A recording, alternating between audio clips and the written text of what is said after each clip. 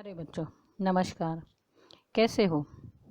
तो चलिए बच्चों, आज हम हमारी हिंदी की पाठ्य पुस्तक वसंत पढ़ने जाते हैं।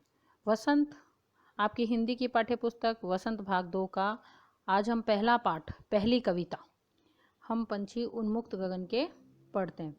हम पंछी उन्मुक्त गगन के कविता के कवि शिव मंगल सिंह सुमन जी हैं। शिव मंगल सिंह सुमन जी ने इस कविता की रचना की है। तो हम सबसे पहले हमारे कवि का जीवन परिचय जान लेते हैं। शिव मंगल सिंह सुमन एक प्रसिद्ध कवि और शिक्षाविद थे। उनकी मृत्यु के बाद भारत के तत्कालीन प्रधानमंत्री ने कहा कि डॉक्टर शिव मंगल सिंह सुमन केवल हिंदी कविता के क्षेत्र में एक शक्तिशाली चिन्ह ही नहीं, बल्कि वह अपने समय की सामूहिक चेतना के संरक्षक भी थे। इनका जन्म 1916 ईस्वी में बसंत पंचमी की झगरपुरा जिला उन्नाव उत्तर प्रदेश में हुआ था। ग्वालियर के महारानी लक्ष्मीबाई कॉलेज में व्याख्याता के पद पर उनकी नियुक्ति हुई थी। उज्जैन के माधव कॉलेज में वे प्राचार्य रहे थे। उन्होंने विक्रम विश्वविद्यालय में वर्षों तक कुलपति के रूप में कार्य किया। वे हिंदी के अग्रणी कवियों में से एक माने जाते हैं। बच्चों, किसी भी कविता को पढ़ने से पहले हमें उनके कवि के जीवन परिचय के बारे में पता होना चाहिए। इसलिए हमने सबसे पहले शिव मंगल सिंह सुमन जी का जीवन परिचय जाना। तो चलिए अब हम चलते हैं हमारी कविता की ओर। हम पंछी उन्मुक्त गगन के पिंजरबद्ध न रह पाएंगे, कनक तिलियों से टकराकर पुलकित पंख टूट जाएंगे। अर्थात यहाँ पर शिव मंगल सिंह जी इस कविता के माध्यम से चिड़ियों का उन्होंने उदाहरण लिया है, पक्षियों का उदाहरण लेकर उन्होंने स्वतंत्रता के विषय में कहा है कि स्वतंत्रता मनुष्य के लिए ही नहीं बल्कि पशु पक्षियों के लिए भी बहुत आवश्यक होती है और सबकी बहुत ज़रूरत है। सभी स्वतंत्रता से प्यार करते हैं। जिस प्रकार से कविता में पक्षी ने चिड़ियों के माध्यम से कहा है कि हम पक्षी उन्मुक्त यानी खुले आकाश, उन्मुक्त यानी खुला, गगन मतलब आकाश, कि खुले आकाश के हम पंछी हैं। हमें खुला आकाश मिला है उड़ने के लिए। हमें आप पिंजरबद्ध मत करिए, अर्थात हमें पिंजरबद्ध मतलब पिंजरे में बंद मत करिए। हम खुले आकाश के जीव हैं और अगर आप हमें पिंजरबद्ध करते हैं तो हम खुशी से नहीं गा पाएंगे। कनक तिलियों से टकराकर पुलकित पंख टूट जाएंगे। कनक तिलियां, कनक मतलब सोना, तिलियां मतलब सलाखें, कि अगर आप हमें सोने के पिंजरे में भी बंद रखते हैं, अगर आप हमें रहने के लिए सोने का पिंजरा देते हैं तो भी उन पिंजरे की सलाखों से टकरा टकरा कर हमारे ये पुलकित यानी कोमल पंख टूट जाएंगे। क्यों टूट जाएंगे? क्योंकि पक्षी उस पिंजरे में नहीं रह पाएगा और वह उससे बाहर निकलने का प्रयत्न करेगा और इस प्रयत्न में वह अपने आप को घायल कर लेगा और उसके पंख उन पिंजरे की सलाखों से टकरा टकरा कर टूट जाएंगे। हम बहता जल पीने वाले मर जाएंगे भूखे प्यासे, कहीं भली है कटुक निमोरी कनक कटोरी की मैदा से। अब यहाँ पर पक्षी कहता है कि हम पक्षी हैं, हमें बहता हुआ जल, हमें नदी, झरनों और तालाबों इन सब का जल पीना पसंद है। हम बहता हुआ नदी का बहता हुआ जल पीना ज़्यादा पसंद करते हैं और आप अगर हमें पिंजरे में बंद रखते हैं तो आप अगर हमें खाने के लिए कुछ भी देते हैं तो हम नहीं खाएंगे, हम वहाँ पर भूखे ही मरेंगे।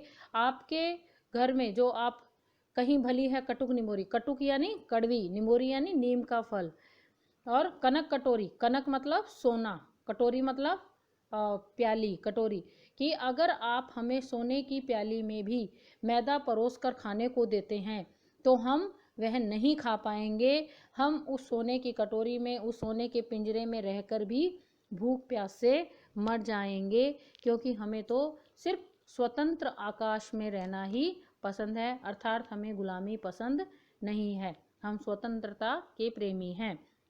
स्वर्ण श्रृंखला के बंधन में अपनी गति उड़ान सब भूले, बस सपनों में देख रहे हैं तरु की फुनकी पर के झूले, कि स्वर्ण श्रृंखला यानी स्वर्ण यानी सोना, कनक मतलब भी सोना होता है और स्वर्ण मतलब भी सोना होता है।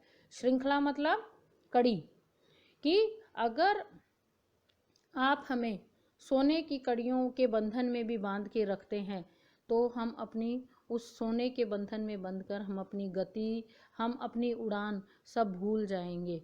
और तरु की फुनकी पर के झूले, मतलब तरु यानी पेड़, पेड़ की फुनकी, फुनकी क्या होता है, पतली पतली टहनियाँ, कि पेड़ की पतली पतली टहनियों पर झूलना हमारे लिए एक सपना बनकर रह जाएगा जब आप हमें अपने घर में पिंजरों में बंद रखेंगे, और जिसके कारण उन पिंजरों में बंद रहने से हम अपनी गति, अपनी उड़ान सब भूल जाएंगे और पेड़ की टहनियों पर झूलना सिर्फ हमारे लिए एक सपना मात्र रह जाएगा। अर्थात पक्षियों को अपनी स्वतंत्रता से बहुत प्रेम है और वो पिंजरे में बंद रहकर अपना जीवन नहीं बिताना चाहते, वो पिंजरे में रहकर अवश्य ही मृत्यु को प्राप्त होंगे, ऐसा पक्षी हमसे कह रहा है।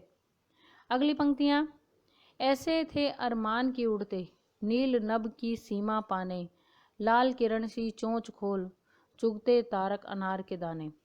यहाँ पर पक्षी कहता है कि हमारे अरमान, हमारी आशा है, हम चाहते हैं कि उड़ते, नीले यानी नीला, नभ यानी आकाश की सीमा पाने, कि हम इतना उड़ें कि आकाश की उस सीमा को पा सकें जहाँ धरती और आकाश आपस में मिलते हैं। हम उस सीमा को पाने के लिए उड़ते रहते हैं और हम ऐसी सीमा पाना चाहते हैं। लाल किरण सी चोंच खोल, और जब सूर्य की सुबह में और शाम में सुबह में जब सूरज निकलता है तो सूरज के कारण आकाश में लालिमा छा जाती है, और शाम को भी जब सूरज ढलता है संध्या समय में तो भी आकाश में लालिमा छा जाती है। तो उस लाल किरण से चोंच खोलकर उस समय हम अपनी चोंच खोलते हैं और दाना चुगने के लिए बाहर जाते हैं, और तारे रूपी अनार के जो दाने होते हैं उन्हें हम चुगते हैं या खाते हैं। कि हमारा अरमान क्या है कि आपने जो हमें सोने की कटोरी में जो दाना दिया वो खाना हमारा अरमान नहीं है। हमारी इच्छा है कि हम आकाश में दूर तक उड़ें, सुबह और शाम के समय में आकाश में दूर तक उड़ें और वहाँ जाकर तारक यानी तारे, अनार के दाने, जो अनाज के दाने हैं, जो हम गेहूं की बालियां या ज्वार की बालियों से जो अनाज लेते हैं वो हमें खाने की इच्छा है।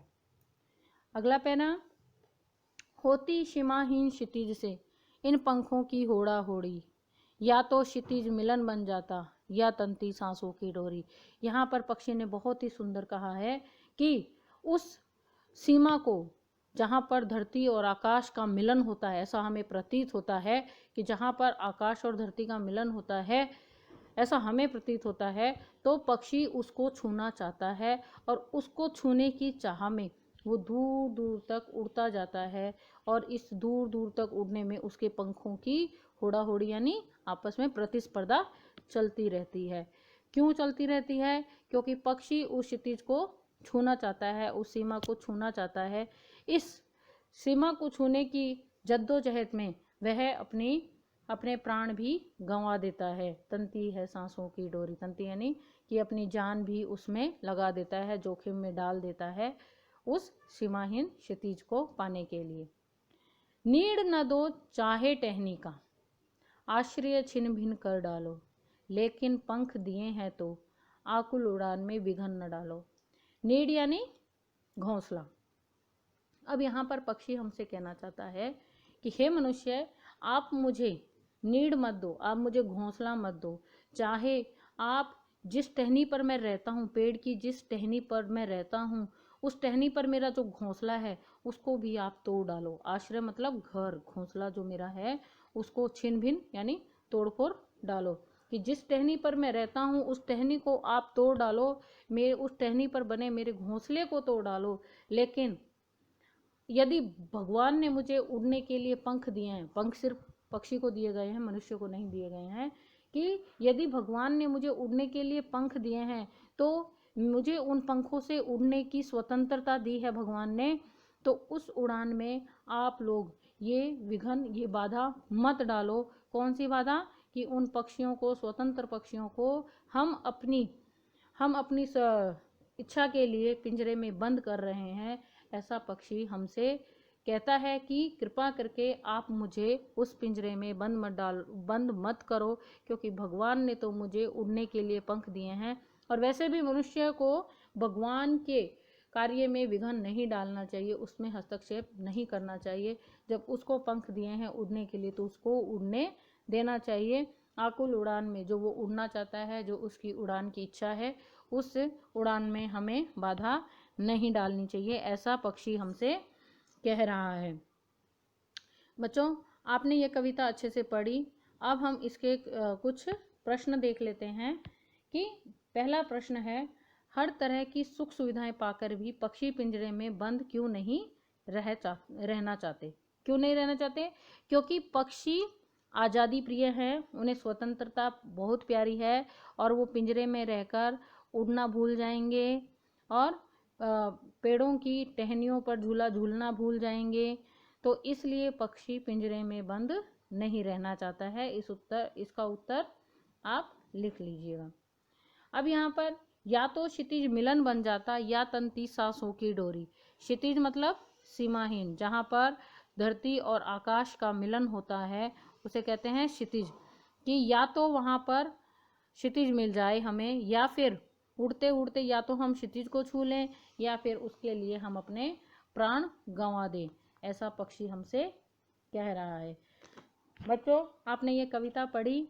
कविता पढ़कर आपको क्या पता चला कि स्वतंत्रता मनुष्य के लिए ही नहीं अपितु पशु पक्षी जानवरों सभी के लिए बहुत जरूरी है, और स्वतंत्र रहकर ही हम अपनी इच्छाओं की पूर्ति कर सकते हैं, और पराधीनता में तो हम चैन से सांस भी नहीं ले सकते हैं।